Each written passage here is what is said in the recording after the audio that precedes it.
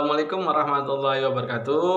Bertemu lagi dengan Bapak Jepri Gunawan sebagai guru IPA kalian di sekolah. Nah, pada pertemuan pertama ini di semester 1 kita akan membahas materi mengenai objek IPA dan pengamatannya. Silakan disimak ya. Objek IPA dan pengamatannya. Seperti yang kita ketahui bersama, IPA itu singkatan dari Ilmu Pengetahuan Alam.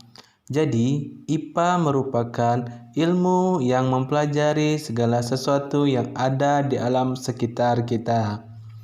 Kira-kira di sekitar kita itu ada apa saja? Ada banyak hal yang bisa kita temui di sekitar kita. Ada makhluk hidup seperti manusia, hewan, dan tumbuhan. Termasuk juga makhluk-makhluk hidup yang kecil seperti virus dan bakteri. Kemudian ada juga makhluk-makhluk tak hidup seperti tanah, air, udara, batu, awan, matahari, dan lain-lain.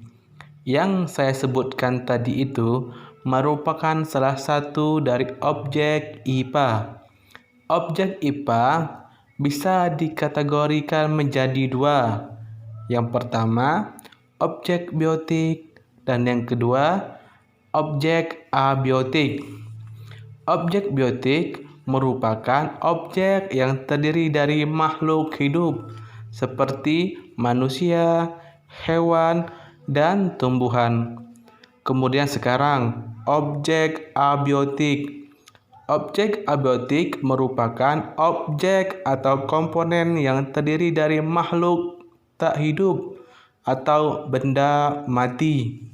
Contohnya seperti tanah, air, udara, batu, awan, matahari, dan sebagainya.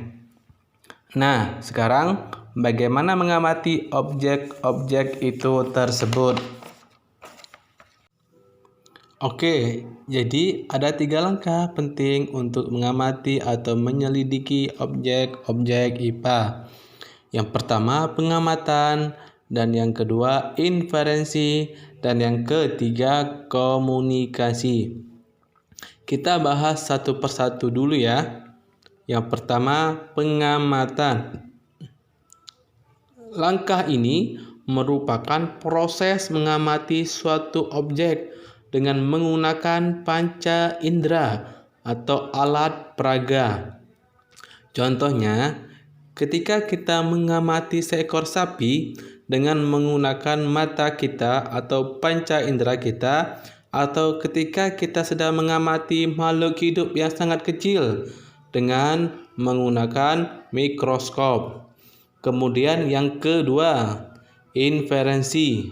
Jadi, inferensi itu merupakan proses merumuskan penjelasan berdasarkan hasil pengamatan. Contohnya, dari hasil pengamatan sapi yang tadi, kita bisa membuat inferensi, yaitu dengan membuat ciri-ciri dari sapi itu. Misalnya, sapi itu berkaki 4. Sapi itu berwarna coklat dan lain-lain. Dan yang ketiga, komunikasi. Jadi, hasil pengamatan bisa dikomunikasikan dalam bentuk tabel, bagan, kurva, diagram, atau grafik. Bagaimana? Bisa dimengerti dan dipahami bukan? Nah, sekarang sebagai bahan evaluasi, coba kalian kerjakan di rumah. Kalian amati ciri-ciri dari 3 hewan yang sering kalian temui di rumah. Tulis hasil pengamatan kalian itu dalam bentuk tabel. Oke, itu saja materi kita hari ini. Jangan lupa dipelajari dan dipahami ya. Dan ingat, jangan lupa dikerjakan tugas yang ada di video tadi. Sekian dari Bapak. Wassalamualaikum warahmatullahi wabarakatuh.